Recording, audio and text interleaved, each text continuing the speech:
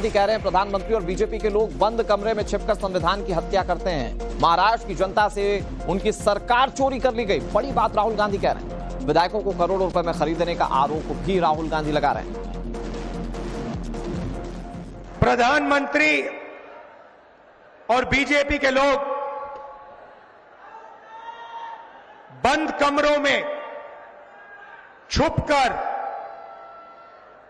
इस संविधान की हत्या करते हैं। मैं आपसे पूछना चाहता हूं, जब महाराष्ट्र की जनता से उनकी सरकार चोरी की गई, जिस मीटिंग में अदानी जी बैठे थे, अमित शाह जी बैठे थे, जो सरकार चोरी करने की मीटिंग थी, जिस मीटिंग में निर्णय लिया गया था कि एमएलएस को खरीदा जाएगा, करोड़ों रुपए के लिए खरीदा जाएगा, क्या जब अमित शाह जी और बीजेपी के लोगों ने यह मीटिंग की, जब उन्होंने आपकी सरकार खरीद कर आपसे चोरी की, क्या वो संविधान की रक्षा कर रहे थे? 2 बार मारा, हम देख रहे थे। उसने 2 बार ऐसे चलाया जब हम बच्चों को निकाल रहे थे। क्या एक ही सिलेंडर था? एक ही सिलेंडर था। उसमें उनसे पूछ लो जिनने वहां सिलेंडर लेके दौड़े थे जी। जब उसमें सब गैस ही नहीं थी तो सिलेंडर ने काम नहीं किया, आग भीषण लग चुकी थी। आपने अपने नाती को बचाया और कितने बच्चों को? 20 बच्चों को बचाया हमने। ये साहब उसमें नाम नहीं लिखा कि किसका नाती है क्या है। हमने तो साहब 6 मतलब एक पलंग पे 6 बच्चे थे, तो हमने उन क्रेटों को उठाया, सीधी पलंग से हटके क्रेटों को उठा के सीधे फिर बाहर दिए। वो बगल से लेके आया, फिर जाली तोड़ के हमने बाहर। क्रेट में बच्चे। चश्मदीद इसे अस्पताल की लापरवाही बता रहे हैं, लेकिन खुद अस्पताल प्रशासन अपने लिए क्या कह रहा है ये सुनना बहुत जरूरी है। देखिए साहब। नहीं, देखिए एज सच लापरवाही आप नहीं कह सकते हो। इलेक्ट्रॉनिक आइटम है, कहीं भी मतलब इस टाइप की वो वारदात हो सकती है। नहीं, अब बड़ा या मतलब ऐसे कैटेगराइज तो नहीं कर सकते क्योंकि शॉर्ट सर्किट हुआ, और क्योंकि उस रूम में सभी बच्चे ऑक्सीजन पे, मोस्टली बच्चे ऑक्सीजन वगैरह पे ही रहते हैं। एक शॉर्ट सर्किट की वजह से NICU वार्ड, जिसमें न्यूनेटल इंटेंसिव केयर यूनिट कहते हैं जिसे, उसमें आग लग गई। और उस वक्त उसमें 49 बच्चे एडमिटेड थे। तो जैसे ही आग लगी तो हमारा जो सिस्टम है, हमारा जो स्टाफ है, वो उनके रेस्क्यू में लगा, और बाद में फायर ब्रिगेड वगैरह भी आई।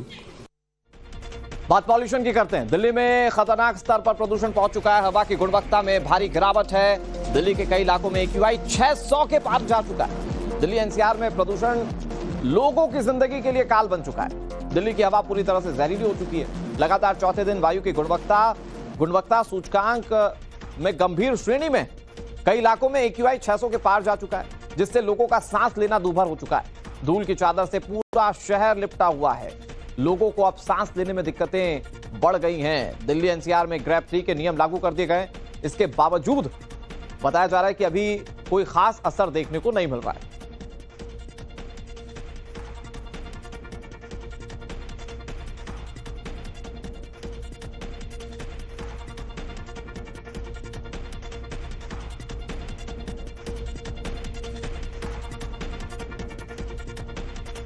दिल्ली में बढ़ते प्रदूषण के चलते दिल्ली सरकार ने कई बड़े फैसले लिए हैं। दिल्ली के सभी प्राइमरी स्कूल्स को बंद कर दिया गया है। 5वीं तक की जो कक्षाएं होंगी वो ऑनलाइन चलाई जाएंगी। प्रदूषण के चलते सरकारी ऑफिसेज के टाइमिंग में बदलाव किया गया। MCD के दफ्तर सुबह 8:30 बजे से लेकर शाम 5 बजे तक चलेंगे। दिल्ली सरकार के दफ्तरों की टाइमिंग सुबह 10 बजे से लेकर शाम 6:30 बजे तक कर दी गई है, जबकि सेंट्रल गवर्नमेंट के ऑफिसेज पहले की तरह सुबह 9 से 5 ही खुलेंगे। तो ये बदलाव किए गए हैं और ये छोटे छोटे बदलाव से एक बड़ा डिफरेंस लाने की कोशिश की जा रही है। हालांकि डिफरेंसेस कब दिखेंगे ये बहुत बड़ा सवाल है, क्योंकि पिछले 4 दिनों से वायु की गुणवत्ता बहुत ज्यादा खराब है। लेकिन सवाल यह कि दिल्ली में बढ़ते प्रदूषण की वजह क्या है। अब आपको कुछ वजहें बताने की कोशिश करते हैं। देखिए, प्रदूषण की सबसे बड़ी वजह पराली को माना जा रहा है। किसान फसलों के बचे हुए हिस्सों को जलाते हैं और इससे धुएं से लगातार प्रदूषण दिल्ली NCR के इलाकों में बढ़ रहा है। हवा के साथ साथ पराली का धुआं पूरे इलाकों में फैल रहा है।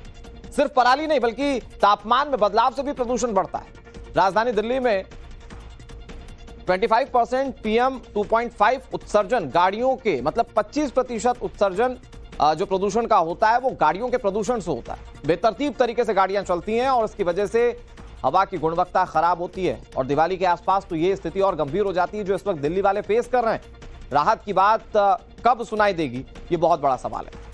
इधर देश की राजधानी दिल्ली में इस वक्त आबो हवा सांस लेने लायक नहीं है। AQI का स्तर 600 से ऊपर है, जिसके चलते प्रदूषण और पड़ोसी राज्यों में धान की कटाई के बाद खेतों में पराली जलाना माना जा रहा है। इसे छुटकारा पाने के लिए कृषि वैज्ञानिकों ने एक सुपर सीडर मशीन बनाई है। इस मशीन की क्या खासियत है, हमारे सहयोगी पुलकित नागर बता रहे हैं। ये ट्रैक्टर के साथ सुपर सीडर मशीन लगाई गई है।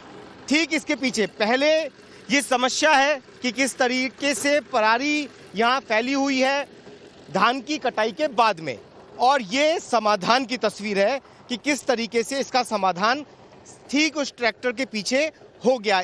सिर्फ एक मशीन है ये।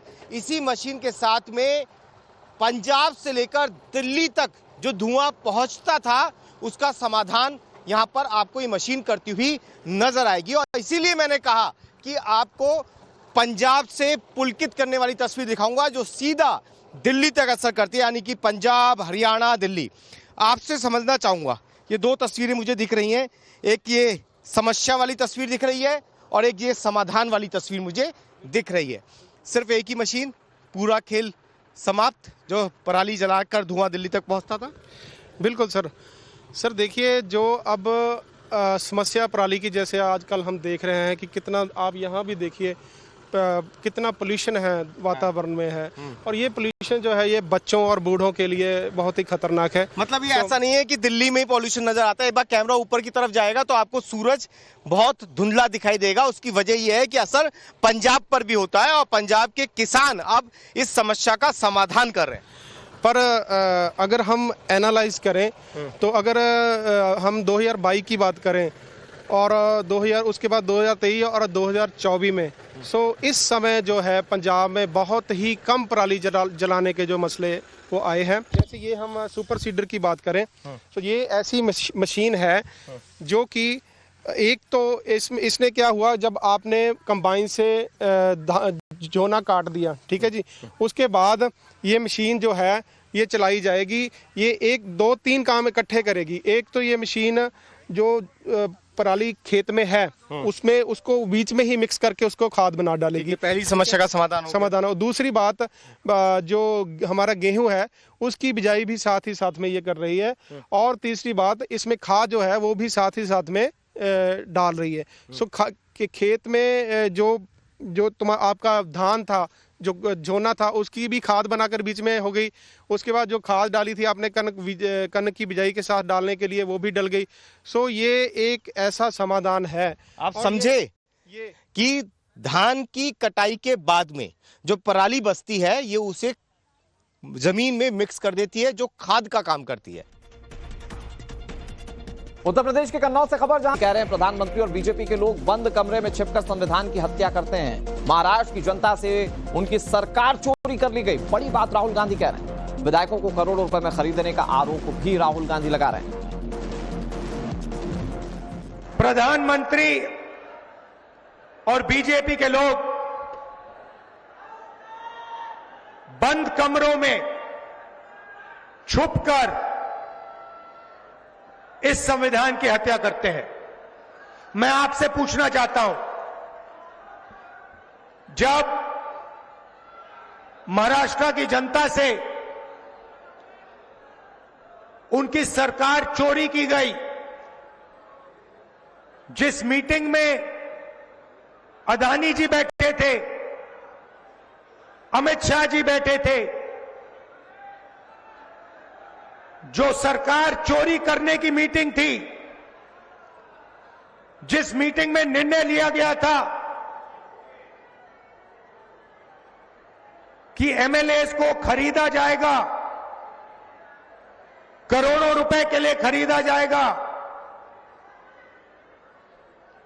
क्या जब अमित शाह जी और बीजेपी के लोगों ने यह मीटिंग की, जब उन्होंने आपकी सरकार खरीद कर आपसे चोरी की, क्या वो संविधान की रक्षा कर रहे थे?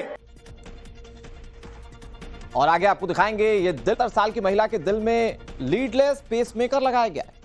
इस ये पेन के ढक्कन के बराबर है। इसका वजन 2 ग्राम से भी कम है। डॉक्टर्स का दावा है कि यह देश का पहला मामला है। कार्डियक इलेक्ट्रोफिजियोलॉजी की डॉक्टर विनीता अरोड़ा ने बताया कि यह नई तकनीक है और इसे लेकर और शोध किया जा रहा है। उम्मीद की जा रही है कि आने वाले दिनों में इसकी उपलब्धता और बढ़ जाएगी। इसका स्क्रू इन मैकेनिज्म बहुत अच्छा है। वहां पे एक बारी लगा के फिर हम टेदर से इसको डिटैच कर देते हैं और कैथेटर को बाहर निकाल लेते हैं। ये उससे इंस्टॉल हो जाता है एंड स्टार्ट्स वर्किंग। 6 घंटे में पेशेंट को चला फिरा देते हैं। अगर कि कभी निकालना पड़े तो हमारे पास स्नेयर है, जो इसके यहाँ से स्नेयर से कैच करके हम इसको अनस्क्रू करके वापस निकाल सकते हैं।